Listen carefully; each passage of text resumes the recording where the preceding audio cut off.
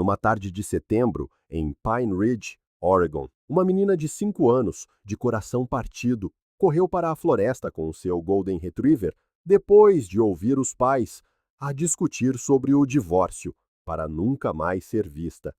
As buscas da polícia não encontraram nada, os voluntários não descobriram pistas e o caso esfriava a cada ano que passava.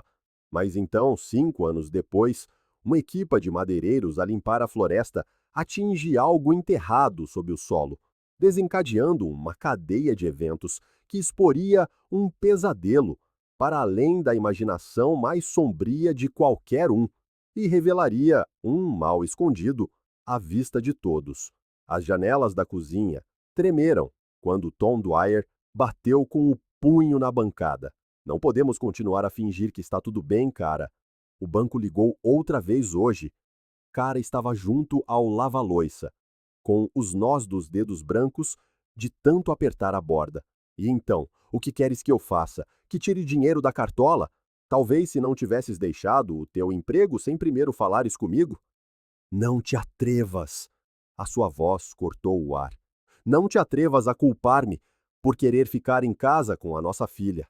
Tom passou as mãos pelo cabelo. O mesmo gesto que fazia todas as noites há meses. Estou a fazer turnos duplos na serração, cara. Estou a fazer tudo o que posso. Tudo, exceto falar comigo sobre isto antes de chegar a este ponto. Lá fora, na varanda das traseiras, a pequena Ellie, de 5 anos, pressionava o rosto contra a porta de rede. Max se sentou-se ao seu lado, o pelo dourado a brilhar ao sol do fim da tarde. As vozes lá dentro ficavam mais altas. Achas que isto é fácil para mim? A voz de Tom falhou. Achas que eu queria alguma coisa disto? Já não sei o que tu queres, Tom. A sério que não sei? O lábio inferior de Ellie tremia.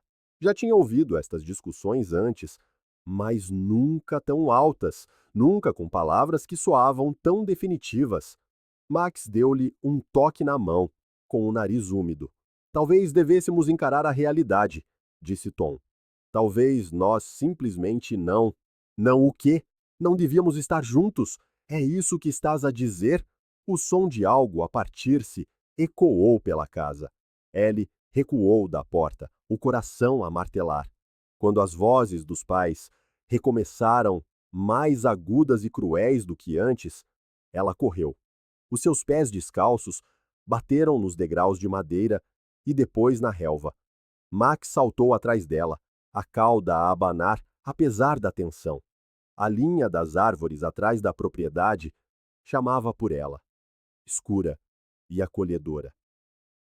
Ellie já tinha brincado ali inúmeras vezes, mas nunca sozinha, nunca tão longe. Anda, Max, sussurrou ela, limpando o nariz com as costas da mão. O cão seguiu-a sem hesitar, enquanto ela se embrenhava na vegetação rasteira. Os ramos prendiam-se no seu vestido de verão amarelo, mas ela continuou a avançar, mais fundo na floresta, onde as vozes zangadas não a podiam alcançar. Atrás deles, a casa mergulhou no silêncio. Cara foi a primeira a notar a quietude. Estava na cozinha, a olhar para a caneca de café partida aos seus pés, quando a ausência de som a atingiu. Não havia desenhos animados na sala de estar, nem risos no quintal. Ellie caminhou até a porta das traseiras. Ellie, o jantar está quase pronto. O quintal estendia-se vazio à sua frente. Cara verificou a casa da árvore, o barracão do jardim, atrás do carvalho, onde Ellie gostava de se esconder.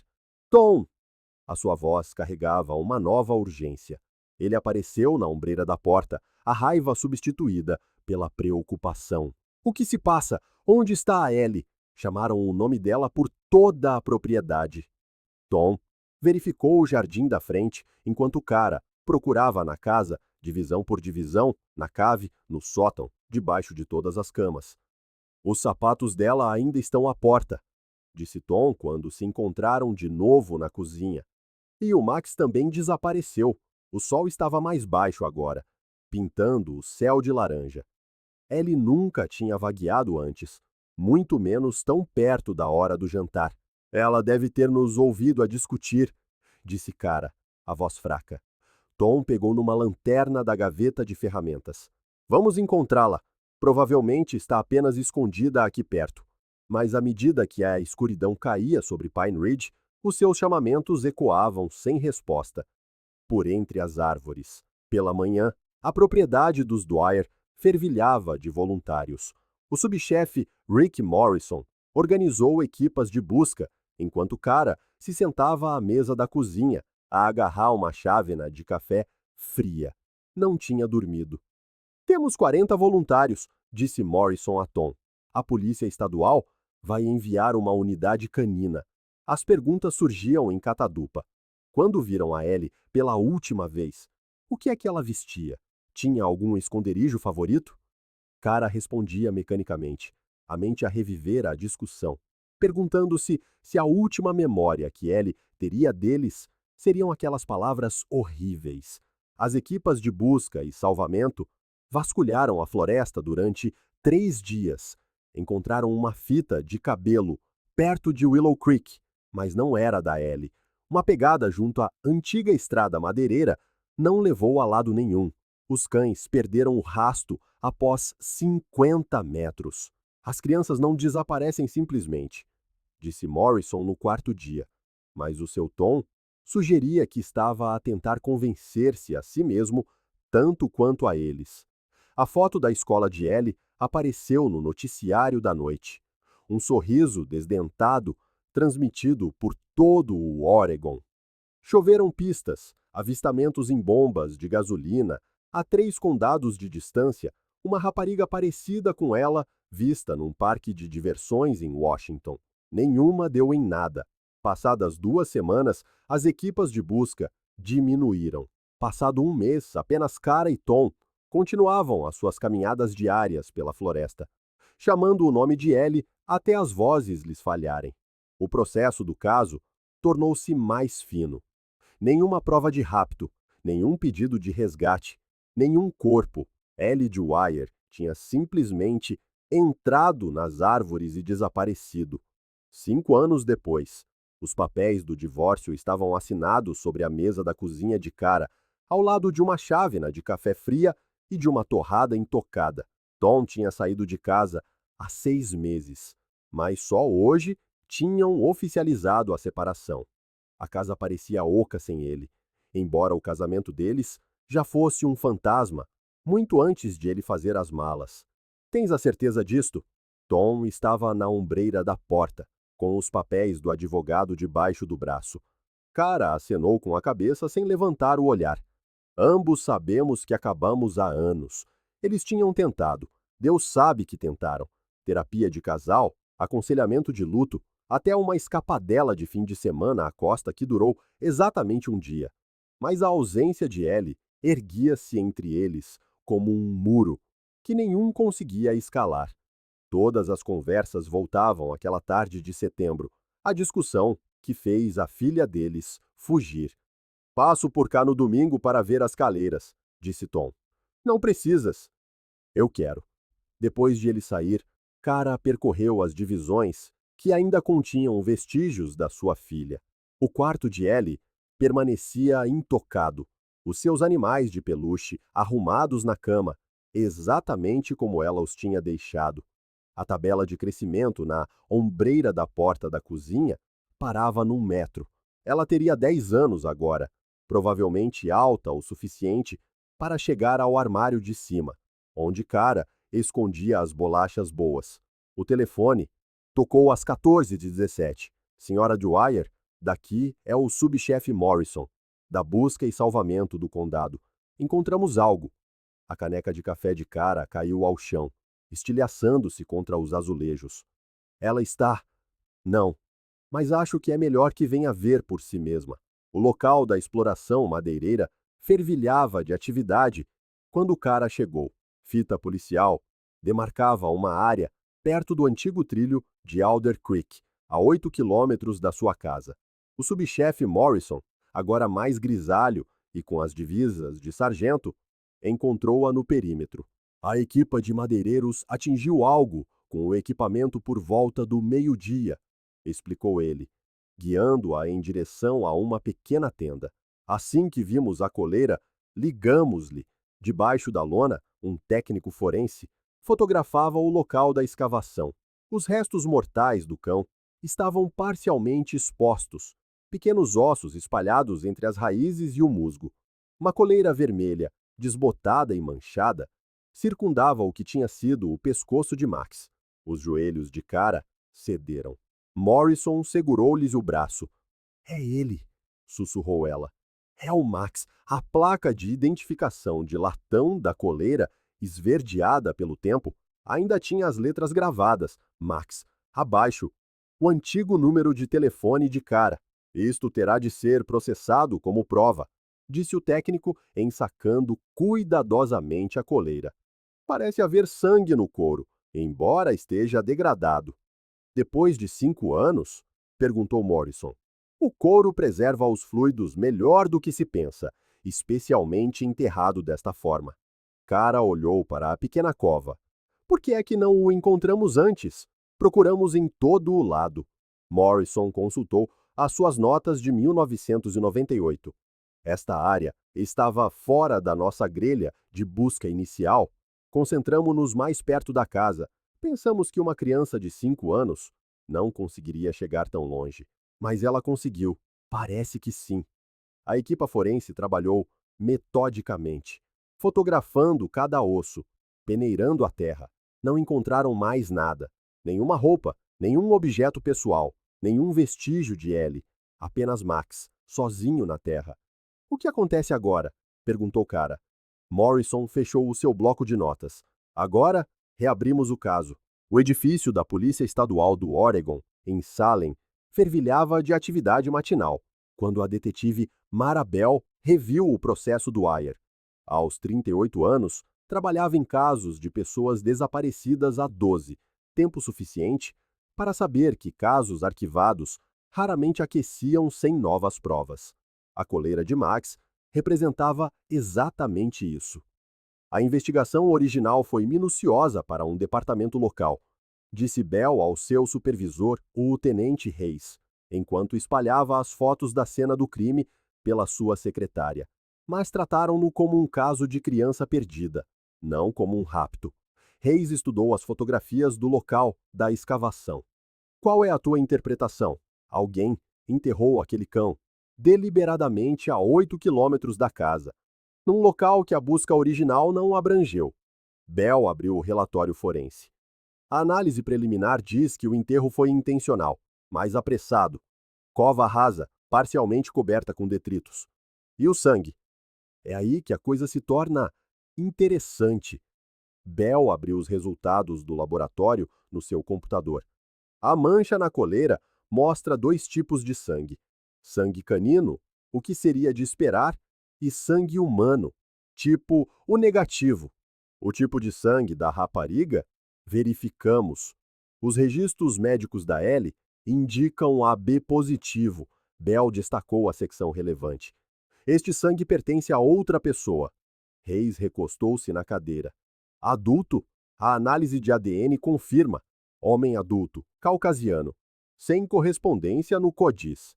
Bell continuou a ler. O exame veterinário mostra que o Max morreu de traumatismo craniano por objeto contundente.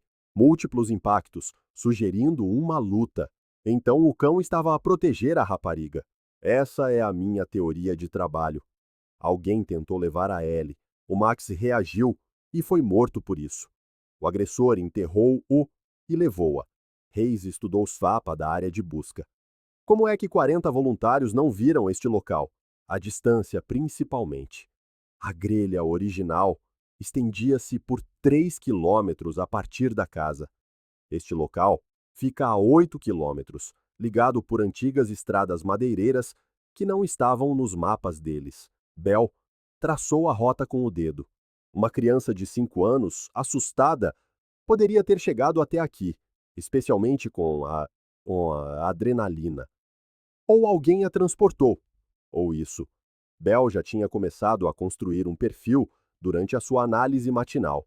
O perpetrador conhecia a área bem o suficiente para encontrar um local de enterro isolado. Possuía, ou tinha acesso a, um veículo capaz de navegar por estradas madeireiras. Mais importante, estava familiarizado com a situação da família Dwyer. Isto não foi aleatório, disse ela a Reis. Alguém estava a observar aquela família, à espera de uma oportunidade. Qual é o teu próximo passo? Bell reuniu os processos. Reentrevistar toda a gente da investigação original, família, amigos, vizinhos, e expandir o perfil geográfico. Se o Max está a 8 quilômetros, a Ellie pode estar em qualquer lugar. O apartamento de Tom Dwyer ficava por cima da loja de ferragens de Pine Ridge, espartano e funcional. Bell subiu as escadas exteriores, notando a vista direta para a casa dos Dwyer, a 2 ruas de distância. Mesmo divorciado, ele não se tinha mudado para longe. Detetive Bell, Polícia Estadual do Oregon, mostrou seu distintivo quando Tom abriu a porta. Estou a investigar o caso da sua filha. O rosto de Tom passou pela surpresa, esperança e cautela. Por causa do cão? Posso entrar? A sua sala de estar continha o básico. Um sofá, televisão, mesa de centro, empilhada com revistas desatualizadas. Nenhuma foto de família, nenhum toque pessoal. Um homem a viver temporariamente em todos os espaços. Fale-me daquele dia, disse Bell, acomodando-se na cadeira oferecida. A discussão. As mãos de Tom moviam-se inquietas. Estávamos com problemas de dinheiro. Eu estava a fazer turnos extra. A cara tinha deixado o emprego para ficar em casa com a Ellie. A pressão simplesmente apanhou-nos. O que desencadeou a discussão especificamente? O banco ligou por causa da nossa hipoteca. Estávamos com 3 meses de atraso. Ele olhou para o chão. Eu culpei a cara por ter deixado o trabalho. Ela culpou-me por não lhe ter dito quão má a situação estava. A partir daí, escalou. Bell consultou as suas notas da investigação original. Acha que a vossa discussão causou isto? Acho que alguém pode ter estado a observar a nossa família, à espera do momento certo. A observar-vos? Bell inclinou-se para a frente. Tom, nas semanas antes do desaparecimento da Ellie, notou algo invulgar, chamadas estranhas, pessoas a rondar a propriedade? Alguém a mostrar demasiado interesse na sua filha? Tom ponderou. Havia um tipo na escola dela. Não era professor, talvez da manutenção ou algo assim. A cara mencionou que ele estava sempre por perto quando ia buscar a Ellie. Lembra-se do nome dele? Não, mas a cara talvez se lembre. Bell tomou nota. Mais alguém? Os nossos amigos todos sabiam dos nossos problemas. Eu não escondia propriamente que estávamos com dificuldades. A voz de Tom carregava vergonha. Talvez eu tenha falado demais sobre isso. Que amigos? Tom listou nomes que Bell reconheceu dos processos originais. Vizinhos, colegas de trabalho da serração, casais que conheciam desde o liceu. Todos tinham sido entrevistados e ilibados em 1998. E o Caleb Nash? Bell leu das suas notas. O Caleb era meu amigo da faculdade. Ele ajudou nas buscas, passou mais tempo a procurar do que qualquer outra pessoa, exceto nós. Quão bem ele conhecia a Ellie. Muito bem. Ele aparecia muito, especialmente depois de se ter divorciado e a mulher ter partido com os filhos. A cara tinha pena dele, estava sempre a convidá-lo para jantar. Tom fez uma pausa. Por quê? Acha que ele... Estou apenas a estabelecer cronologias. Bell fechou o seu bloco de notas. Sr. Dwyer, se lembrar de alguma coisa, não hesite em contactar-me. Bell deixou Tom com o seu cartão e atravessou a cidade até a casa onde tudo começou. Cara ainda vivia lá, soubera ela, incapaz ou sem vontade de deixar o lugar para onde a sua filha poderia regressar. A casa parecia mais pequena do que nas fotos, desgastada por 5 anos de luto. Cara abriu a porta imediatamente, como se estivesse à espera. Está aqui por causa do Max, disse ela. Entre outras coisas. Bell aceitou o convite para entrar. A sala de estar parecia congelada em 1998. Fotos de família cobriam a lareira, a maioria mostrando uma menina desdentada com caracóis rebeldes e olhos brilhantes. O Tom mencionou um homem na escola da Ellie, começou Bell. Cara acenou. Acho que o nome dele era Robert Lane. Estava sempre lá e só hora de ir buscá-la. Um homem mais velho, talvez com 50 anos. Ele observava as crianças a brincar. Por vezes acenava-lhes. Reportou isso? A quem? Estar numa escola pública não é crime. A voz de Cara carregava 5 anos de autorrecriminação. Pensei nisso mais tarde, depois de ela desaparecer, mas a polícia estava focada nas buscas, não na investigação. O Crown Victoria da detetive Bell rangeu sobre o cascalho ao entrar na entrada de uma casa pré-fabricada nos arredores de Millfield, 48 quilômetros a leste de Pine Ridge. Levou 2 dias a localizar o endereço. Robert Lane tinha se mudado 3 vezes desde que deixara a sua cabana, nunca permanecendo em nenhum lugar tempo suficiente para criar raízes. A casa pré-fabricada estava isolada em 2 hectares de mato, rodeada por uma cerca de arame e placas de proibido passar. Bell contou 4 câmaras de segurança antes de chegar à porta da frente. Um homem que valorizava a sua privacidade. Lane atendeu ao terceiro toque. 62 anos, barba grisalha, a usar um macaco manchado de óleo de motor. Os seus olhos desviaram-se de Bell para o seu carro descaracterizado, absorvendo detalhes, como um homem habituado a vigiar as suas costas. Senhor Lane, detetive Bell, Polícia Estadual do Oregon. O que quer? Bell mostrou o seu distintivo. Estou a investigar o caso de Ellie Dwyer. Gostaria de lhe fazer algumas perguntas. A postura de Lane enrijeceu. Isso foi há 5 anos. Surgiram novas provas. Posso entrar? Ele estudou-a por um longo momento e depois afastou-se. O interior da casa refletia o seu dono. Espartano, limpo, tudo no seu devido lugar, sem decorações, sem toques pessoais, exceto revistas de caça empilhadas com precisão na mesa de centro. O senhor vivia perto de onde o cão foi encontrado, começou Bell, acomodando-se numa poltrona gasta. Há 3 quilômetros. Os seus colegas já cobriram essa área. A investigação original foi limitada. Lane sentou-se à sua frente, costas direitas, mãos cruzadas. Eu disse-lhes tudo o que sabia na altura. Nada mudou. Bell abriu o seu bloco de notas. O senhor mudou-se logo após o fim das buscas. Por quê? Demasiada confusão. Helicópteros, equipas de busca a calcorrear a floresta. Fui para lá para ter paz e sossego. Para onde foi? Primeiro para o Idaho, depois para o Utah.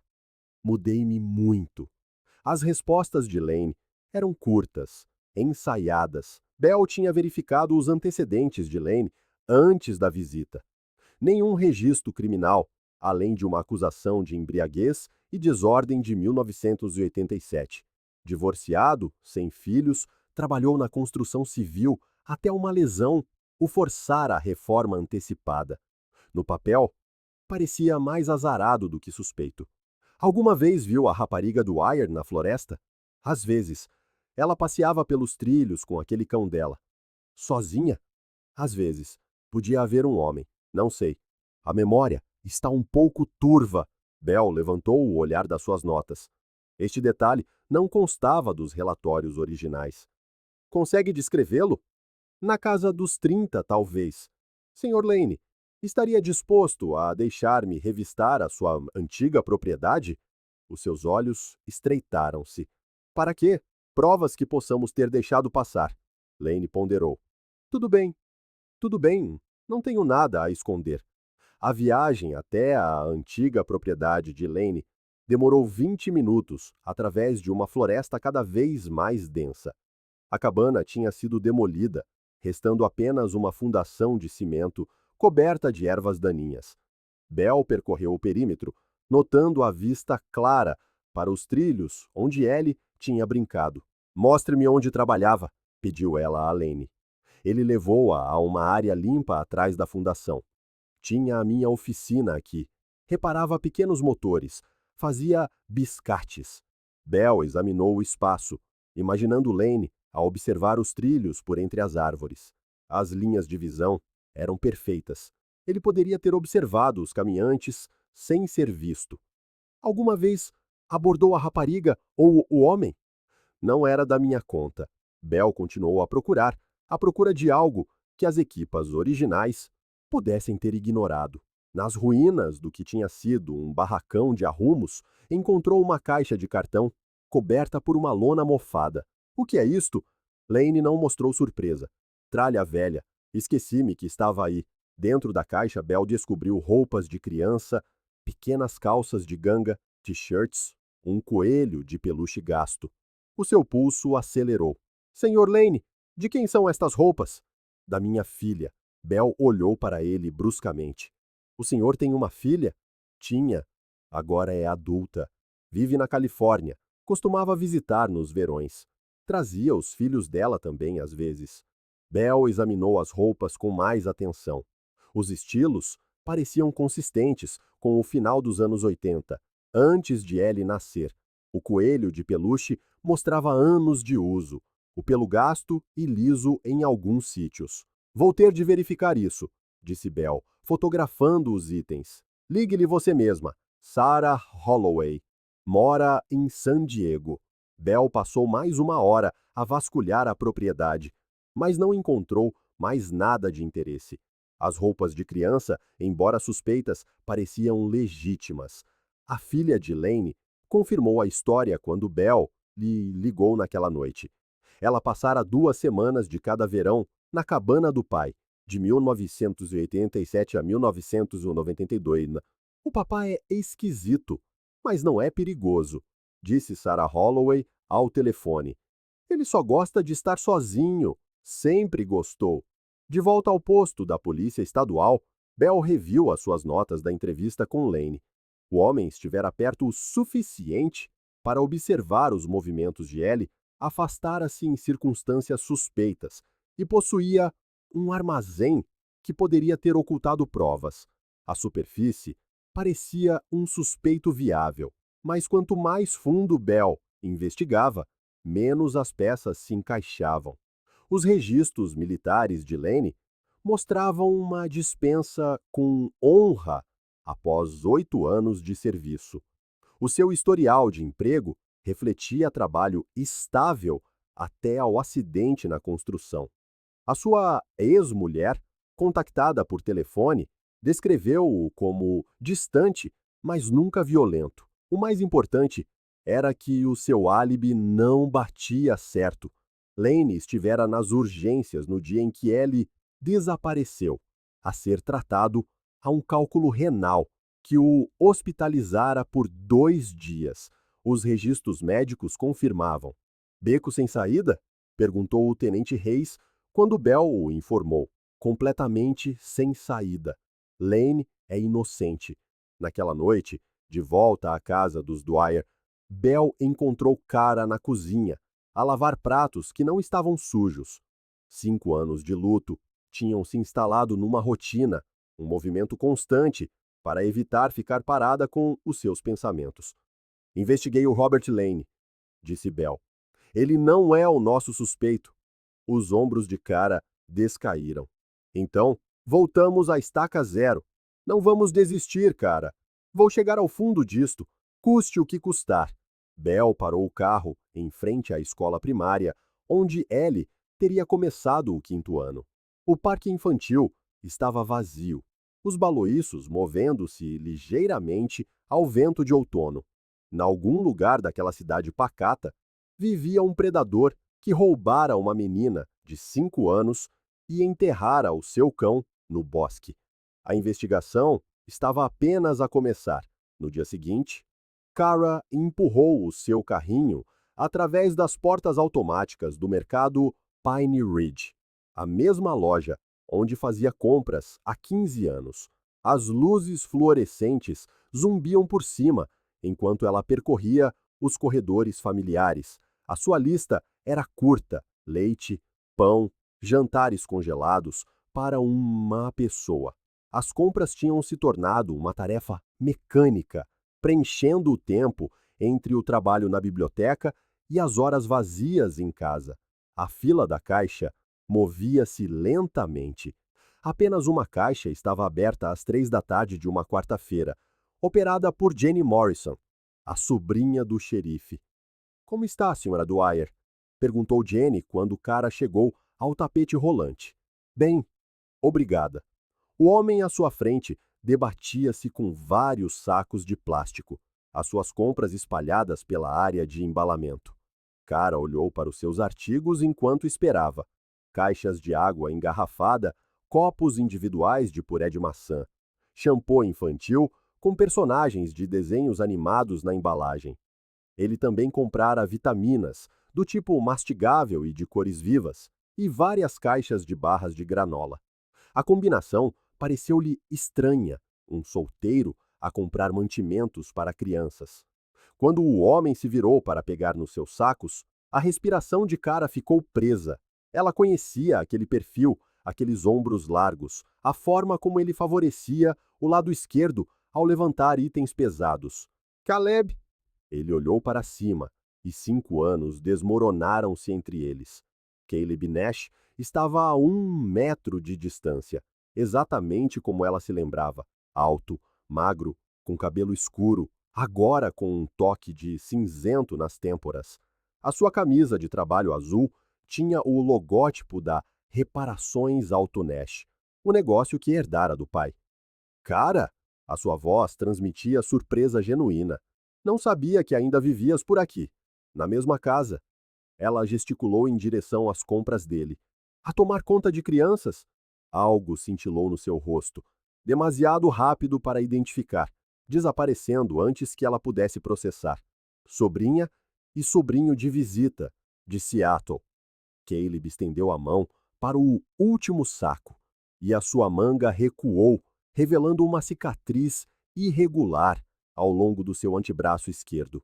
A marca parecia antiga, curada até um rosa pálido, mas a sua forma era inconfundível, o padrão curvo e perfurante de dentes. Cara ficou a olhar para a cicatriz. A sua boca secou. O que aconteceu ao teu braço? A mão de Caleb moveu-se bruscamente para a manga, puxando-a para baixo. Um acidente de trabalho, na serração. Isso não parece um corte de serra. Uma peça de metal, dobrada como um gancho. As suas palavras saíram demasiado rápidas, ensaiadas. Olha, foi bom ver-te, mas preciso de levar estas compras para casa. Ele levantou os sacos e caminhou em direção à saída, sem olhar para trás.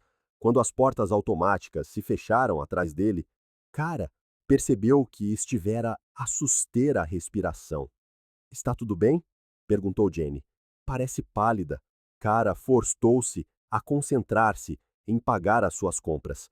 Apenas cansada, mas as suas mãos tremiam enquanto procurava desajeitadamente pelo cartão de crédito, a cicatriz no braço de Caleb, os produtos para crianças, a sua reação nervosa, peças de um puzzle que ela não queria resolver.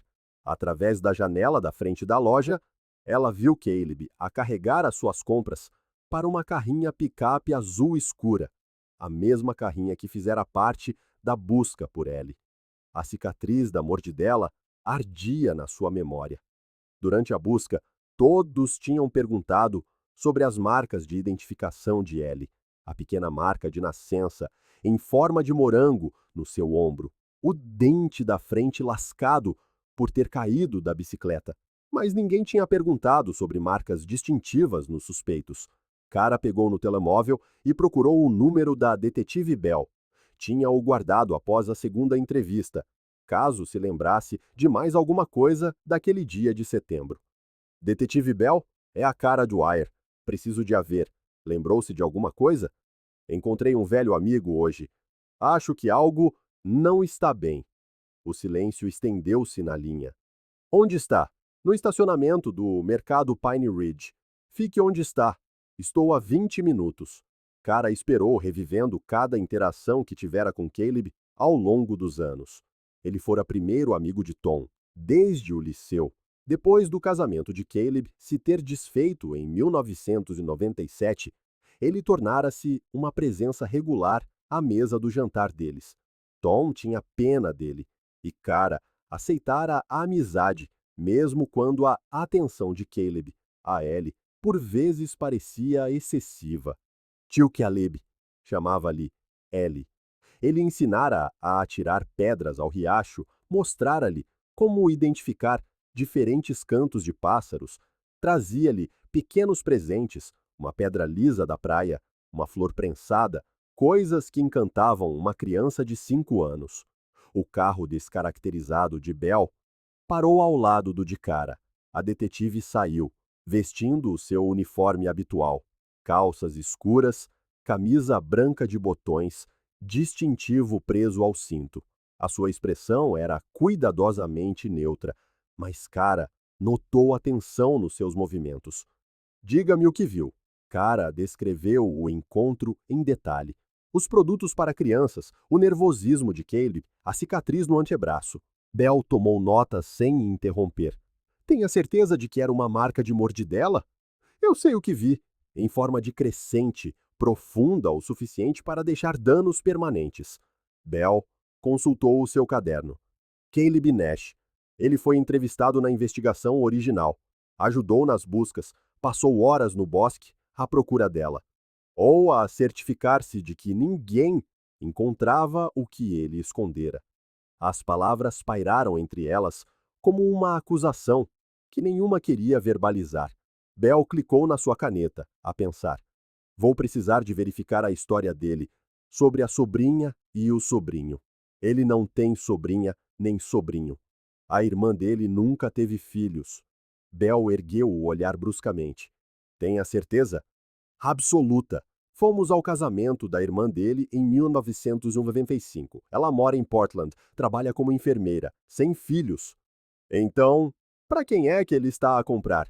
A pergunta que nenhuma delas queria responder, em voz alta, instalou-se no carro, como uma terceira presença. As mãos de Cara tremiam enquanto ela agarrava o volante. Detetive, é possível que ele tenha feito tudo isto? Belle escolheu as suas palavras com cuidado. Não encontramos provas de um corpo. O cão foi enterrado, mas isso não significa necessariamente... Oh, meu Deus! Cara cobriu o rosto com as mãos. Se ela está viva, se ele a teve este tempo todo, não sabemos isso, não podemos tirar conclusões precipitadas. Mas a mente de Cara já se adiantava para possibilidades demasiado horríveis para contemplar. 5 anos. Ellie teria 10 anos agora, idade suficiente para se lembrar da sua verdadeira família, idade suficiente para saber que fora levada. O que é que Caleb lhe teria dito? O que é que ele lhe teria feito? Eu quero ajudar, disse Cara. O que quer que precise que eu faça? Belle estudou-a. Isto é agora uma investigação policial. Você precisa de se afastar e deixar-nos tratar disto. Ele levou a minha filha. Ainda não sabemos isso. Você sabe que é ele. Belle fechou o seu caderno. Cara, suspeita não é prova. De volta à esquadra, a detetive Belle apoderou-se da sala de conferências, espalhando o ficheiro de Caleb Nash pela longa mesa, enquanto Cara se sentava numa cadeira de plástico, mexendo na alça da sua mala.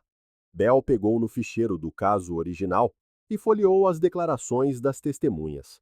Nash foi entrevistado a 20 de setembro, 3 dias depois do desaparecimento de Ellie. Diz aqui que ele se juntou ao grupo de busca na primeira noite. Ficou até depois da meia-noite. Ele juntou-se. Lembro-me de pensar como ele era dedicado, o quanto se importava em encontrá-la, ou o quanto ele estava investido em controlar a busca. A implicação atingiu Cara como água fria. Acha que ele estava a sabotá-la? Acho que alguém que soubesse onde procurar poderia voluntariar-se para ajudar a garantir que a busca fosse na direção errada. Belle procurou a informação de Nash no seu portátil.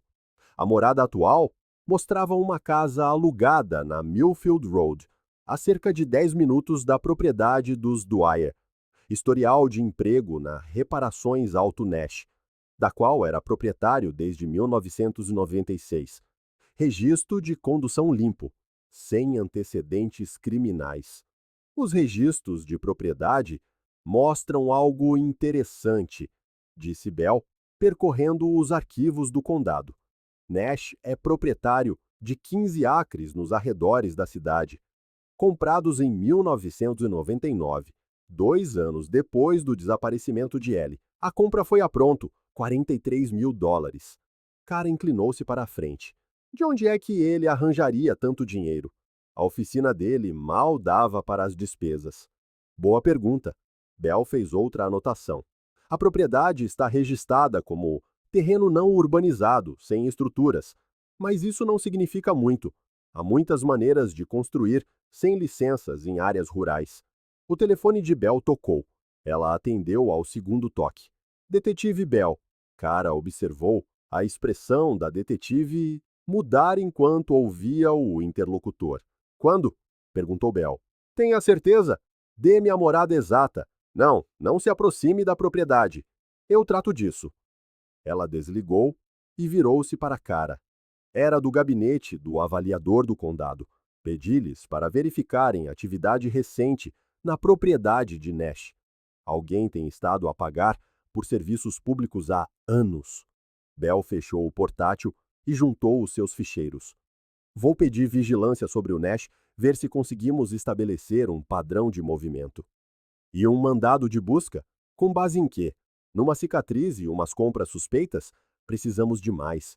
Cara levantou-se, andando de um lado para o outro até a pequena janela, que dava para a Main Street.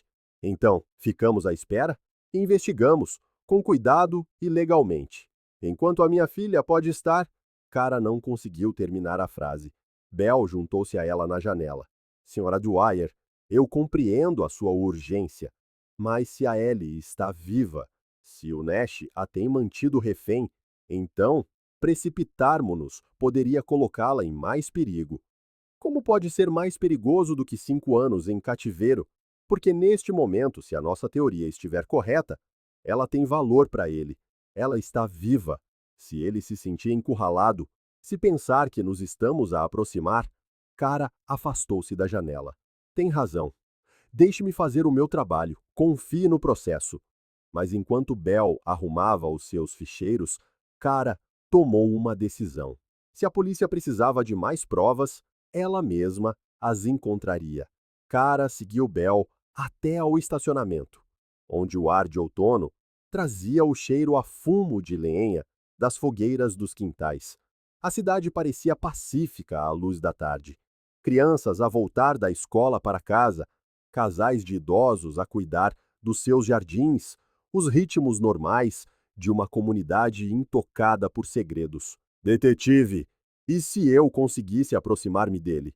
Pô-lo a falar? Bell parou ao lado do seu carro. De modo algum. Ele confiaria em mim. Temos um historial. Se eu o encontrasse novamente e iniciasse uma conversa, estaria a colocar-se em perigo. Mas eu poderia descobrir algo útil. Bell destrancou a porta do carro, mas não entrou. Mesmo que isso fosse verdade, qualquer coisa que obtivesse não seria admissível em tribunal. Precisamos de provas que se sustentem legalmente. E a vigilância? Disse que o ia vigiar. Restrições orçamentais. Consigo talvez 24 horas de cobertura. E só se o meu supervisor aprovar. Cara sentiu a sua frustração a aumentar. Então o Nash anda por aí livre enquanto nós preenchemos papelada? É assim que o sistema funciona. Bell começou a entrar no carro. Depois fez uma pausa. Senhora Dwyer, eu quero encontrar a sua filha tanto quanto você, mas não vou arriscar transformar isto numa operação de vigilantes. Depois de Bell se ir embora, Cara ficou sentada no seu carro a pensar. A detetive tinha razão sobre os procedimentos, sobre as provas legais. Mas Cara não era uma agente da polícia vinculada a protocolos. Ela era uma mãe que passara 5 anos sem saber se a sua filha estava viva ou morta. Cara conduziu para casa e pegou no seu portátil. Os registros de propriedade do terreno de Caleb mostravam o número da parcela e os limites aproximados, mas poucos detalhes. Ela encontrou a localização em mapas de satélite. Um lote retangular, recortado de uma floresta densa. acessível por uma única estrada de terra que saía da Estrada 18. A imagem de satélite era de 2001, 2 anos após a compra de Caleb. Mostrava a propriedade como completamente não desenvolvida, coberta de árvores. Mas se Bell estava certa sobre os trabalhos recentes de serviços públicos, isso tinha mudado. Cara imprimiu os mapas e espalhou-os pela mesa da cozinha. A propriedade ficava isolada, rodeada por terrenos de floresta nacional, perfeita para alguém que quisesse privacidade. O seu telefone tocou. O nome de Tom apareceu no identificador de chamadas. Cara, ouvi dizer que andaste a fazer perguntas sobre o Caleb Nash. Quem te disse isso? Jenny Morrison. A tia dela é telefonista. A voz de Tom transmitia preocupação. O que se passa? Cara explicou o encontro no supermercado, a cicatriz, o interesse renovado da detetive Bell no caso. Tom ouviu sem interromper. Meu Deus! Disse ele quando ela terminou. Achas mesmo que ele poderia ter... Já não sei o que pensar. O Caleb era meu amigo. Confiei-lhe a minha filha. Ambos confiamos. Tom ficou em silêncio por um momento. O que é que a detetive quer fazer? Vigiá-lo, construir um caso, seguir os procedimentos adequados. E o que é que tu queres fazer? A pergunta pairou entre eles, carregada com 5 anos de luto e desespero. Eu quero encontrar a nossa filha. O supervisor da detetive Bell tinha aprovado 12 horas de cobertura de vigilância, mas apenas durante o dia, e só se Nash saísse da sua propriedade. Cara soube disto quando ligou para o telemóvel de Bell às 8 da noite. Estamos a fazer tudo o que é legalmente possível, garantiu-lhe Bell. Eu vou segui-lo. Silêncio na linha. Depois, a voz de Bell, ríspida de alarme. Isso é exatamente o que não vais fazer. Não me pode impedir. Posso prender-te por interferir numa investigação policial. Cara antecipara esta resposta. Então, faz-me parte dela. O que queres dizer? Usa-me.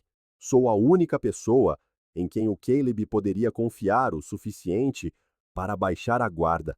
Põe-me uma escuta. Rastreia os meus movimentos, mas deixa-me aproximar dele. Bell não respondeu imediatamente. Cara pressionou a sua vantagem. Disseste que precisas de provas. Eu consigo obtê-las. Uma conversa, talvez, consiga que ele se descuide. Revele alguma coisa. E se ele perceber o que estás a fazer, então saberão onde me encontrar. Cara ouviu Bell a expirar. Isto é uma loucura. Tão louco como deixá-lo livre, enquanto a Ellie sofre. Outra longa pausa. Se, e isto é um grande de si, fizéssemos algo assim, seria completamente extraoficial, não oficial. Se algo corresse mal, eu compreendo os riscos. Cara podia ouvir a ponderação na voz de Bell, o reconhecimento de que a investigação convencional estava a avançar demasiado devagar. Um contacto, disse Bell finalmente, estritamente controlado. Usas a nossa melhor escuta, localizador, GPS, botão de pânico, e no momento em que eu achar que estás em perigo, eu tiro-te de lá. Quando? Amanhã.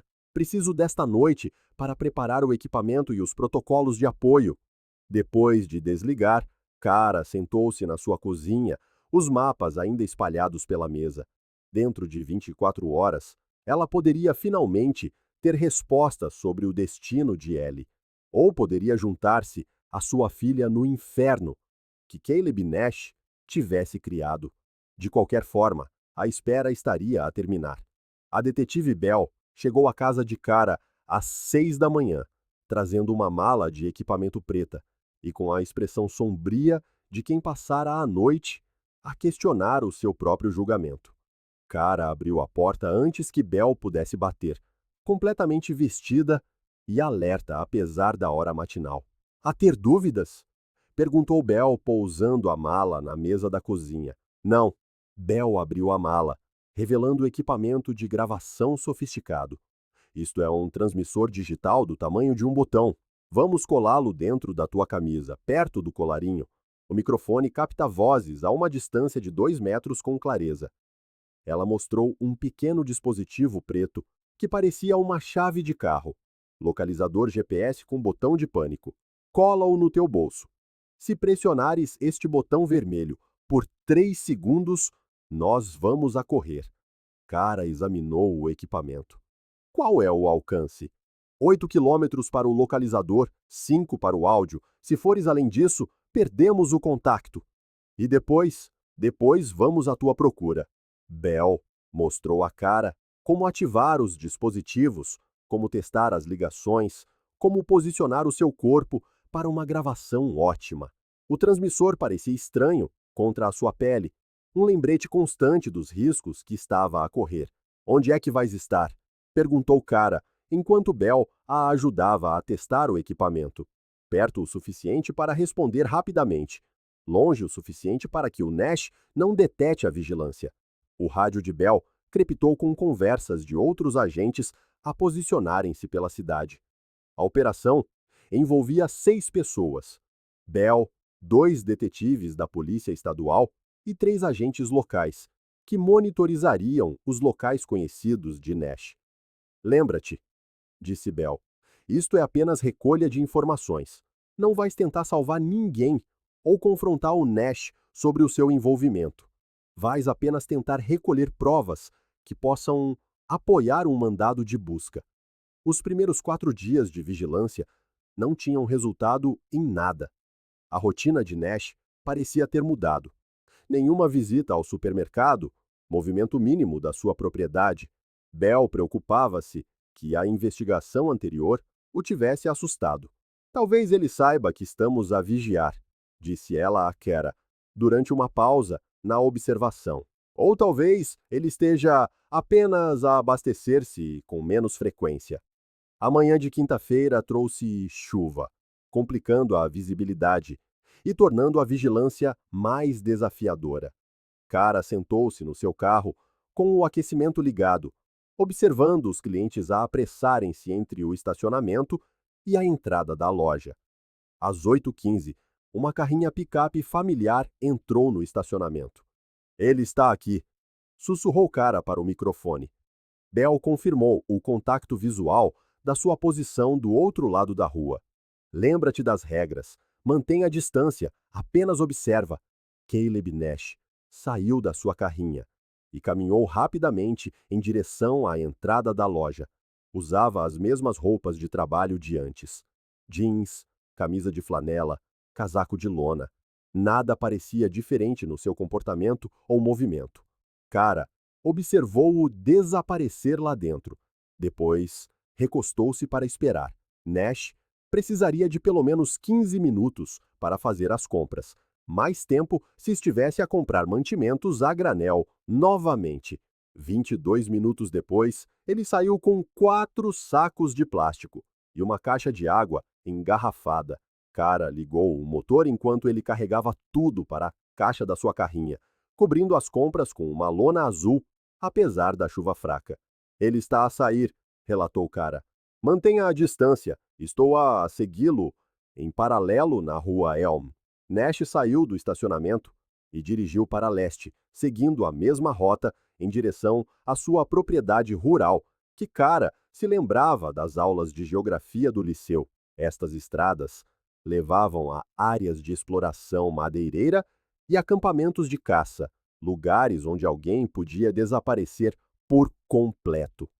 Cara seguia a uma distância de uns 400 metros, mantendo o caminhão de Nash pouco visível nas curvas e colinas. A rota serpenteava por uma floresta cada vez mais densa, passando por propriedades marcadas por caixas de correio enferrujadas e longos acessos de cascalho. Onde é que esta estrada vai dar? A voz de Bell crepitou no rádio. Ao antigo distrito madeireiro. Há dezenas de estradas de acesso por aqui, a maioria delas não sinalizada. O caminhão de Nash abrandou e virou à direita para uma estrada de terra estreita, quase escondida pela vegetação densa. Cara passou pela saída, notando as marcas de pneus na lama e uma pequena placa de madeira que dizia propriedade privada, proibida a entrada. Ele saiu da estrada principal, relatou Cara. Vou investigar. Negativo. Espere por reforços. Mas Cara já tinha parado e desligado o motor. Conseguia ouvir a detetive Bell a chamar o seu nome pelo rádio, exigindo que voltasse para o seu veículo, mas a oportunidade podia não surgir novamente. Cara deixou o carro 50 metros depois da saída e aproximou-se a pé da estrada de acesso de Nash. A trilha de terra subia sinuosamente por entre densos pinheiros Douglas, enlameada pela chuva recente e marcada por rastos de pneus frescos. Conseguia ouvir um veículo a mover-se algures à frente. O ruído do motor a desvanecer-se à medida que Nash chegava ao seu destino. Cara, responda imediatamente. A voz de Bell transmitia urgência. Estou a seguir a estrada de acesso, sussurrou Cara. Ainda não consigo ver nada. Volte para o seu veículo agora. É uma ordem. Mas Cara continuou a andar. A floresta adensava-se de ambos os lados, limitando a visibilidade a 6 metros em qualquer direção. A propriedade de Nash podia conter qualquer coisa: uma simples cabana de caça, um complexo escondido ou estruturas projetadas especificamente para manter uma criança em cativeiro. A estrada curvava acentuadamente para a esquerda e depois abria-se para uma pequena clareira dominada por uma cabana de um só piso. O caminhão de Nash estava vazio ao lado do edifício, o motor ainda a estalar enquanto arrefecia. Cara agachou-se atrás de um tronco caído, estudando a cena. A cabana parecia mais nova do que as outras estruturas que tinha vislumbrado noutras propriedades. Telhado de metal, revestimento de vinil, janelas de vidro duplo. Mais importante, conseguia ver luzes dentro da cabana. E movimento. Encontrei a cabana dele, sussurrou Cara. Há luzes acesas lá dentro. A resposta de Bell foi imediata e ríspida. Saia daí agora! Não se aproxime do edifício! Mas Cara já se movia, usando as árvores como cobertura, enquanto se aproximava da parede traseira da cabana. Através de uma janela da cozinha, viu Nash a desempacotar sacos de compras, arrumando os itens numa pequena mesa. O seu suspiro deve ter sido audível no rádio, porque a voz de Bell explodiu no seu auricular. O que está a se acontecer? Reporte a sua situação! Mas antes que Cara pudesse responder, algo a atingiu com força na nuca. Fagulhas explodiram no seu campo de visão, enquanto ela caía para a frente, as agulhas de pinheiro a correrem para encontrar o seu rosto. O seu último pensamento consciente foi a voz da detetive Bell, urgente e distante, a chamar o seu nome, enquanto tudo se desvanecia na escuridão. A detetive Bell ouviu a transmissão de áudio cortar para estática exatamente às 9h47 da manhã. O rastreador GPS continuava a transmitir a localização de Cara, agora estacionária, nas profundezas da floresta, perto da Rota 12, mas a voz da mulher tinha se silenciado. Todas as unidades código 3 para as coordenadas GPS que estou a transmitir, comunicou Bell enquanto acelerava o seu Crown Victoria em direção à propriedade de Nash. Civil em perigo, suspeito possivelmente armado, 2 unidades do xerife e uma unidade de reforço da Polícia Estadual responderam imediatamente, mas estavam a pelo menos 12 minutos de distância. Bell cobriu a distância até a última localização conhecida de Cara em 8 minutos, as suas luzes de emergência a piscarem através do nevoeiro matinal. O frio do chão de cimento infiltrava-se pela roupa de Cara, a cabeça latejava e o sabor, a sangue, enchia-lhe a boca. Quando tentou mover-se, a corda cortava-lhes os pulsos, amarrados atrás das costas com precisão profissional. A única iluminação vinha de uma única lâmpada nua pendurada num teto baixo, projetando sombras duras sobre paredes de cimento que pareciam toscas e feitas à mão. Os olhos de Cara ajustaram-se lentamente.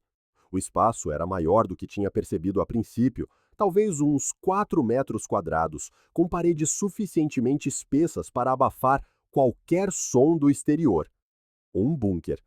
ou uma cave construída para conter algo. Alguém. No canto mais afastado, quase escondido na sombra, ouviu-se o som de uma respiração suave. Cara virou a cabeça, semicerrando os olhos na penumbra. Uma figura estava sentada, imóvel, contra a parede oposta, com os joelhos dobrados e os braços a envolverem as pernas finas. Olá? Sussurrou Cara. A figura não respondeu, mas algo na postura, no tamanho, na forma como a pessoa se encolhia, fez o coração de Cara parar. Ellie, desta vez a figura levantou a cabeça. Mesmo com a pouca luz, mesmo alterado por 5 anos e uma desnutrição óbvia, o rosto era inconfundível. Ellie Dwyer olhou para a mãe com olhos que demonstravam reconhecimento, mas nenhuma alegria, nenhum alívio, nenhuma emoção. Estava viva. Ellie tinha crescido, tornando-se alta e dolorosamente magra. Os seus caracóis, outrora selvagens, pendiam agora flácidos e sujos em volta de um rosto que perdera a sua redondeza infantil. Vestia roupas limpas, calças de ganga e uma camisola que lhe serviam bem, mas a sua pele parecia pálida, intocada pela luz do sol. Ellie, querida, sou a mamã. Cara lutou contra as cordas, desesperada para alcançar a filha. Mas Ellie não se moveu, não falou, apenas observava com a quietude cautelosa de quem aprendera que o movimento podia trazer castigo. Não tenhas medo, vou tirar-te daqui. Ellie inclinou ligeiramente a cabeça, estudando Cara como se tentasse recordar algo de um sonho distante. Quando finalmente falou, a sua voz era quase inaudível. O Caleb disse que já não me querias. As palavras atingiram Cara como golpes físicos. Isso não é verdade. Nunca deixei de te procurar. Nunca perdi a esperança. Ele disse que ficaste contente por eu ter desaparecido, que tu e o papá discutiam por minha causa. Não, meu amor, as discussões não foram culpa tua. Nada disto é culpa tua. Ellie encolheu-se ainda mais. És real? Às vezes sonho com o antes. Sou real. Estou aqui. Vamos para casa. Mas, mesmo ao proferir as palavras, Cara questionou-se se seriam verdadeiras. Não fazia ideia de onde estavam, a que profundidade, a que distância da ajuda. O seu rastreador GPS estava a algures na floresta, lá em cima, e Bell não tinha como saber para onde Nash as levara. A porta de aço, na extremidade da sala, abriu-se com um clangor metálico. Caleb Nash entrou, movendo-se com a confiança casual de quem está em controlo absoluto. Parece que a encontraste afinal. Nash parecia diferente sob a luz crua da sala subterrânea.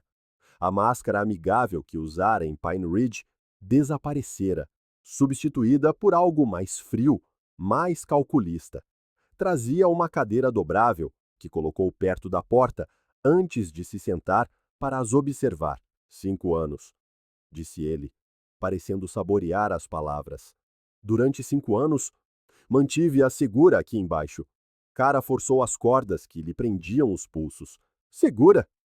Chamas a isto segurança? Mais segura do que aquilo que lhe estavas a dar lá em cima. Ameaças de discussões, ameaças de divórcio, uma casa cheia de raiva e ressentimento. Estávamos a ter problemas, mas nós amávamo-la. A expressão de Nash endureceu. Amor? Chamas amor a gritarem um com o outro, chamas amor a fazerem uma menina de 5 anos fugir a chorar para a floresta? Então tu seguiste-a. Tu levaste-a. Eu a resgatei. Nash levantou-se e aproximou-se, a sua voz assumindo o tom de quem explica uma verdade óbvia a alguém que se recusa a ver. Eu estava a caminhar pelos trilhos naquele dia, ouvi os gritos da vossa casa, depois via-a correr por entre as árvores, a soluçar, com aquele cão a segui-la. E devias tê-la trazido para casa. Cara olhou para Ellie, que se tinha encolhido ainda mais, no canto, durante o discurso de Nash. A reação da menina contava a sua própria história, anos a ouvir as mesmas justificações, a ser convencida de que estava melhor aprisionada do que livre. Tu mataste o Max. O cão atacou-me quando tentei ajudá-la. Ele mereceu. Nash arregaçou a manga. exibindo as cicatrizes de mordidas no antebraço como se fossem feridas de guerra. Nash aproximou-se de Ellie, que se encolheu quando ele estendeu a mão na sua direção. Ele parou antes de lhe tocar, mas o gesto foi revelador. Mesmo depois de 5 anos, ela tinha medo dele. Diz a tua mãe como eu cuidei bem de ti, disse Nash suavemente. Ellie permaneceu em silêncio, encolhendo-se ainda mais. Vês? Ela compreende. O mundo lá fora é perigoso. Aqui embaixo, ela está segura. Aqui embaixo, ela é uma prisioneira. A expressão amigável de Nash desapareceu. Cara puxou novamente as cordas, desesperada para abraçar a filha. Caleb, seja o que for que pensas que a estavas a proteger, isto não é a solução. Olha para ela. Ela está assustada, desnutrida, traumatizada. Nash tirou uma faca de caça de uma bainha no cinto, testando o fio contra o polegar. Uma fina linha de sangue apareceu. Infelizmente, a tua pequena investigação criou complicações. A polícia sabe que desapareci. Vão encontrar-nos. Como? O teu dispositivo de rastreamento está a quilômetros de distância. A detetive Bell não faz ideia de onde procurar. Nash limpou o sangue do polegar, contemplando a lâmina da faca. Levantou-se e caminhou na direção delas. A faca segura casualmente ao seu lado. Ellie encostou-se com mais força à parede, a sua compostura cuidadosamente mantida a quebrar-se. Não a magoes, sussurrou Ellie. Por favor. Nash ergueu a faca, a sua expressão mudando de tristeza para uma determinação fria. Pena que não estarás por perto para ver como a vida dela se tornará muito melhor sem a tua interferência. Ele deu um passo em direção à cara, depois outro. Ellie fechou os olhos, sem querer assistir ao que viria a seguir. A primeira explosão veio diretamente de cima. O som atingiu-os como um trovão no espaço confinado. Metal a rasgar-se, cimento a estalar, o baque profundo de explosivos controlados. Poeira choveu do teto, enquanto o bunker tremia sobre as suas fundações. Nash virou-se na direção do som, a faca esquecida. Mas que raio! Uma segunda explosão fez com que pedaços de cimento caíssem. A única lâmpada balançava descontroladamente, projetando sombras móveis nas paredes. Ellie gritou e cobriu a cabeça. Cara rolou em direção à filha, tentando protegê-la, apesar das cordas que lhe prendiam os pulsos.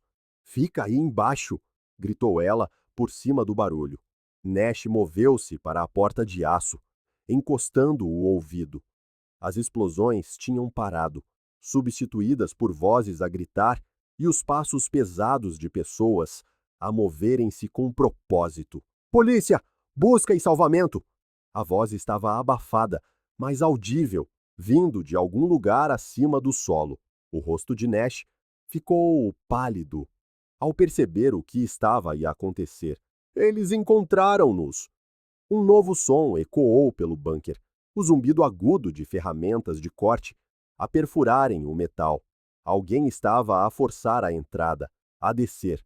Nash agarrou Cara pelo cabelo, puxando-a para cima, apesar das suas mãos amarradas. A faca apareceu na sua garganta, o fio frio contra a sua pele. Vai para o canto! Gritou ele a Ellie. Agora! Ellie correu para a parede oposta, lágrimas a escorrerem pelo rosto. Passara 5 anos naquela sala, e, em segundos, esta transformara-se da sua prisão num campo de batalha. O som do corte parou. Passos pesados soaram em escadas que Cara não conseguia ver, aproximando-se. Caleb Nash, aqui é a detetive Bell da Polícia Estadual de Oregon. O edifício está cercado. Liberte os reféns e renda-se. A faca pressionou com mais força a garganta de Cara. Sentiu o sangue quente começar a escorrer pelo pescoço. Caleb, vou descer para falar, chamou a voz de Bell. Não faças nada que não possa ser desfeito. Fica longe, gritou Nash. Eu mato-as as duas. Bell deu um passo lento para dentro da sala, os seus olhos movendo-se de Nash para Cara e para Ellie, encolhida no canto. A sua expressão permaneceu neutra, profissional, mas Cara vislumbrou um lampejo de fúria quando viu a criança. Ellie olhou para Belle sem responder. 5 anos de isolamento a tornarem impossível confiar em estranhos. Belle acenou com a cabeça, como se isso fizesse todo o sentido. Tu importas-te com ela? Mais do que qualquer outra pessoa alguma vez se importou. A mão de Nash, que segurava a cara, afrouxou ligeiramente. A mãe dela estava pronta para abandonar por um homem que se importava mais com dinheiro do que com a família. Isso não é verdade, conseguiu dizer Cara. Cala-te! Nash puxou-lhe a cabeça para trás, expondo mais da sua garganta a lâmina. Belle deu outro passo cuidadoso. Não podes mantê-las aqui para sempre. Acabou!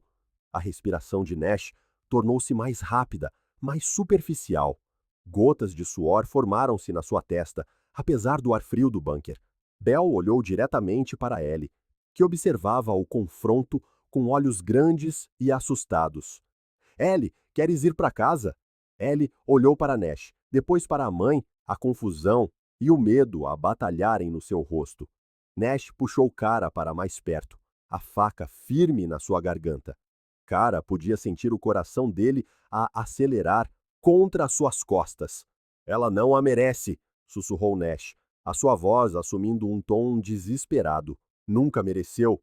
De repente, a mão de Nash começou a tremer. A faca afastou-se alguns centímetros da garganta de Cara, a sua determinação a rachar sob o peso da realidade. Belle aproveitou a sua distração, avançando rapidamente, mas Nash viu-a aproximar-se e puxou a faca de volta, o seu momento de dúvida a endurecer numa resolução desesperada. Ele investiu na direção de Ellie com a faca erguida. A arma de serviço de Belle apareceu nas suas mãos com uma velocidade praticada. O tiro foi ensurdecedor no espaço confinado, ecoando nas paredes de cimento como um canhão. Nash tropeçou agarrando o ombro onde a bala de Belle rasgara músculo e osso. Ele largou a faca, o sangue a escorrer por entre os dedos. Agentes da SWAT entraram na sala, armas apontadas para Nash, enquanto ele caía contra a parede. Um agente chutou a faca para longe, enquanto o outro prendia as mãos de Nash com abraçadeiras de plástico. Suspeito neutralizado e seguro, gritou alguém para um rádio. Belle guardou a arma e dirigiu-se à Cara, cortando as cordas que lhe prendiam os pulsos. As mãos de Cara estavam livres pela primeira vez em horas, e ela virou-se imediatamente para a filha. Ellie? Mas Ellie tinha se encolhido ainda mais no canto, esmagada pela violência e pelo barulho. Olhava para o sangue que se espalhava no chão, onde Nash jazia, a sua compostura cuidadosamente controlada, finalmente estilhaçada. Cara aproximou-se lentamente, com as mãos visíveis, falando com a voz suave que usava quando Ellie era pequena e tinha medo de trovoadas. Está tudo bem, querida. Acabou. Está segura agora. Quando Cara a alcançou, Ellie desabou nos braços da mãe. 5 anos de emoção reprimida a derramarem-se em soluços convulsivos. Após 5 anos de separação, Cara segurava a sua filha novamente. A sala de emergências do Centro Médico Providence fervilhava com uma urgência controlada, enquanto a equipa médica tratava os sobreviventes. Cara estava sentada numa marquesa, enquanto uma enfermeira limpava o corte de faca no seu pescoço. Teve sorte, disse o Dr. Harrison, examinando o corte sob luzes fortes. Mais alguns milímetros, e ele teria atingido a sua artéria carótida. Cara mal o ouviu. Senhora Dwyer, preciso de discutir a condição da sua filha, disse o Dr. Curtis, aparecendo ao lado da cama de Cara. O psiquiatra era mais novo do que o esperado, com olhos gentis por trás de óculos de aros finos. Ela vai ficar bem. Fisicamente parece saudável, abaixo do peso, deficiente em vitamina D por falta de luz solar. Mas nada que uma nutrição adequada não resolva. O Laboratório de Criminalística da Polícia Estadual de Oregon trabalhou sem parar a processar as provas da propriedade de Nash. O que encontraram pintava um quadro de predação sistemática que se estendia por quase uma década. A detetive Bell informou Cara sobre as descobertas 3 dias após a detenção de Nash. Estamos a cruzar as provas de ADN com as bases de dados de pessoas desaparecidas em todo o noroeste do Pacífico, explicou Bell. É um processo que pode levar semanas, mas esperamos identificar as outras vítimas. Vítimas? Repetiu Cara. Várias crianças. Acreditamos que sim. O que lhes aconteceu? A expressão de Bell era cuidadosamente neutra, mas Cara conseguia ler a resposta nos seus olhos. Ainda estamos a investigar, mas não acha que sobreviveram? Não encontramos provas de outras vítimas vivas na propriedade. Cara sentiu a sala girar à sua volta. Ellie era apenas a mais recente. Senhora Dwyer, ela estava viva porque ele ainda não se tinha cansado dela, porque ainda não a tinha substituído. Não sabemos isso. Mas Cara sabia. Nash mantivera Ellie durante 5 anos, mais tempo do que as outras, porque ela fora o seu projeto mais bem-sucedido. As outras crianças, ou não, conseguiram adaptar-se à sua versão distorcida de salvação, ou simplesmente tinham ultrapassado a sua utilidade. Ellie sobrevivera, tornando-se exatamente o que Nash queria que ela fosse: uma vítima grata e obediente, que acreditava que o seu sequestro fora um resgate. 6 meses após o resgate de Ellie, o Tribunal do Condado de Clackamas estava lotado de jornalistas, agentes da lei e famílias cujos filhos tinham desaparecido sem explicação na última década. Cara sentou-se na primeira fila da galeria, com Ellie ao seu lado, ambas vestindo as roupas escuras e conservadoras que alguém lhes dissera serem apropriadas para as declarações de impacto da vítima. "Estás pronta para isto?" perguntou Cara. Ellie acenou com a cabeça sem falar. A juíza, Patricia Hansen, deu início à sessão às 9 da manhã em ponto. Nash entrou, vestindo um macacão laranja, da prisão do condado, com as mãos algemadas, ladeado por 2 delegados. Parecia mais pequeno do que Cara se lembrava, diminuído por meses de encarceramento e pelo peso da condenação pública. O julgamento durou 1 mês, mas as provas e os depoimentos das testemunhas tornaram o caso irrefutável. A juíza Hansen revisou os materiais do caso uma última vez antes de pronunciar a sentença. Nash levantou-se como instruído, com o seu advogado ao lado, enquanto o tribunal lotado esperava em silêncio.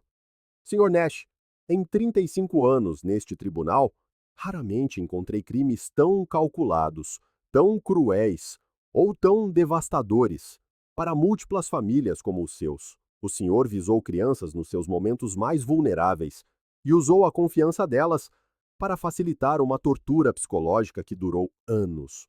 A voz da juíza carregava uma raiva controlada. Nash balançou ligeiramente e o seu advogado estendeu a mão para o amparar. Embora a acusação tenha recomendado prisão perpétua sem liberdade condicional, em troca da sua cooperação na localização dos restos mortais das vítimas, este tribunal não está vinculado a essa recomendação. Um murmúrio percorreu a galeria. Cara apertou com mais força a mão de Ellie. "Caleb Nash, o senhor é, por este meio, sentenciado à prisão perpétua sem possibilidade de liberdade condicional por cada acusação de homicídio, a serem cumpridas consecutivamente. O senhor cumprirá também 20 anos por cada uma das acusações de sequestro, cárcere privado e abuso infantil, a serem cumpridas simultaneamente com as sentenças de prisão perpétua." A juíza Hansen olhou diretamente para Nash. "O senhor nunca mais terá a oportunidade de magoar uma criança ou destruir uma família. Este tribunal espera que esse conhecimento traga algum conforto às famílias das vítimas." As pernas de Nash finalmente cederam. O seu advogado e os delegados ampararam-no antes que ele pudesse cair, ajudando-o a sentar-se. A juíza Hansen bateu com o martelo. A sessão está encerrada. 6 meses passaram num piscar de olhos. A luz do sol da primavera entrava pelas janelas da cozinha de cara, enquanto ela preparava o almoço para 3 pessoas, ela, Ellie e Tom, que deveria chegar ao meio-dia para a sua visita semanal à filha. Eles conseguiram construir um novo tipo de relação, baseada na coparentalidade e no compromisso partilhado com a recuperação de Ellie.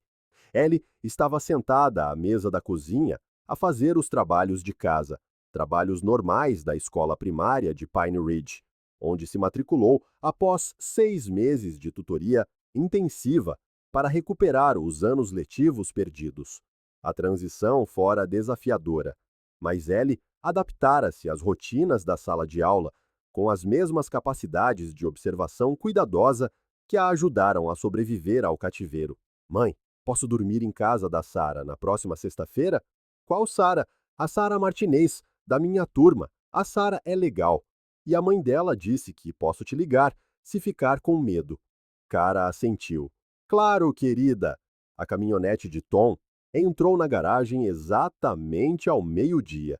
Ele havia se tornado quase obsessivamente pontual quando se tratava de Ellie, como se estivesse compensando 5 anos de compromissos perdidos. Ele bateu na porta da frente, apesar de ter a chave, outro ajuste à nova dinâmica familiar. Como estás, minha menina? Ele perguntou, quando Ellie correu para abraçá-lo. Bem, tirei um A no meu trabalho sobre o livro. Qual era o livro? A Ilha dos Golfinhos Azuis, sobre uma garota que sobrevive sozinha numa ilha. Tom olhou para a cara por cima da cabeça de Ellie. Ambos reconheciam o apelo psicológico que as histórias de sobrevivência tinham para a filha. A doutora Shane incentivava Ellie a ler esses livros, achando-os úteis para processar suas próprias experiências. Depois do almoço, Tom e Ellie caminharam até o riacho atrás da casa. Da janela da cozinha, Cara observava pai e filha procurando por pedras interessantes e identificando flores silvestres.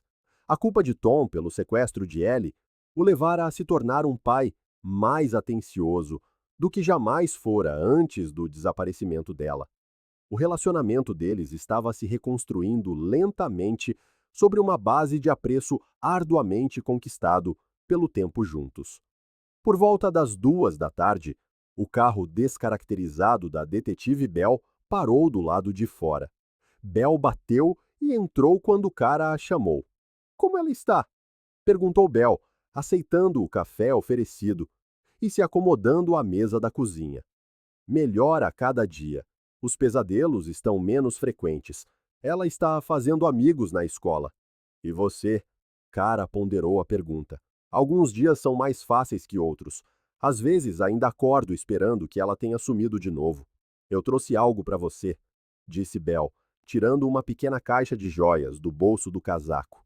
Dentro, aninhada em veludo branco, estava a plaquinha limpa da coleira de Max, presa a uma delicada corrente de ouro. A placa de latão com o nome brilhava como nova, mas os arranhões profundos de 5 anos, enterrada na floresta, permaneciam visíveis. Pensei que Ellie talvez quisesse isto. Cara ergueu o colar, sentindo o peso da placa de metal. Diga a ela que ele a estava protegendo. Diga a ela que ele nunca desistiu. Quando Tom e Ellie entraram, Cara mostrou o colar a Ellie. Ellie o examinou cuidadosamente, passando o dedo sobre o nome de Max. Cara prendeu a corrente em volta do pescoço de Ellie. A plaquinha de identificação repousava logo abaixo de sua clavícula, uma lembrança tangível de lealdade e amor que tentou salvá-la. Ele era um bom cachorro, disse Ellie, simplesmente. O melhor, concordou Tom. A detetive Bell terminou seu café e se preparou para sair. Na porta, ela se virou para Cara. Sabe, em todos os meus anos trabalhando com casos de pessoas desaparecidas, eu nunca acreditei em finais felizes. Este trabalho te mostra demais o que as pessoas podem fazer umas com as outras. Ela olhou através da porta para Ellie, que mostrava a Tom como o colar refletia a luz. Mas às vezes, se você tiver muita sorte e não desistir, você consegue ver uma família se reerguendo. Obrigada por me lembrar que finais felizes são possíveis. Quando a detetive Bell partiu, Cara ficou em sua cozinha, observando seu ex-marido e sua filha montando um quebra-cabeça na mesa de jantar. Eles não eram a mesma família que haviam sido antes, mas estavam juntos. Estavam seguros. Estavam em casa. Obrigado por assistir até o final. Se você gostou desta história, deixe um like neste vídeo se ainda não o fez e inscreva-se para mais. E nos vemos no próximo vídeo.